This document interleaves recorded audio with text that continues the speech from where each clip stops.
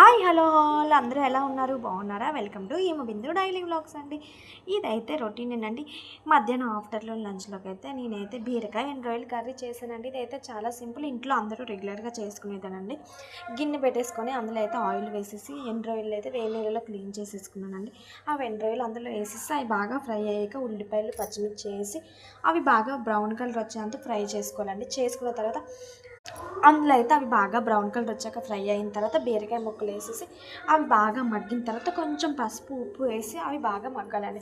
బాగా మగ్గిన తర్వాత ఒక టేబుల్ స్పూన్ కారం వేసేసిన తర్వాత అది బాగా మగ్గిన తర్వాత సిమ్లో పెట్టేసి బాగా మగ్గనివ్వాలండి. అలా మగ్గిన తర్వాత ఆయిల్ పైకి తేలేంత వరకు ఆ కూరని అలా మగ్గనివ్వాలండి. ఆయిల్ పైకి తేలిన తర్వాత ఆ కర్రీ రెడీ అయిపోద్దండి. ఇదైతే కొంచెం బీరకాయ పొట్టుతో ఉంచుకుంటే అయితే నూనె కొత్తిమీర వేసేసుకొని ఆ కర్రీ ఇంకా రెడీ అయిపోయినట్టండి. ఈ కర్రీ అయితే వేడి వేడి అన్నంలో ఎంత నోటికైతే ఎంత కమ్మగా ఉంటుందో అండి. ఏ నాన్ వెజ్ కర్రీస్ కూడా పనికిరావండి.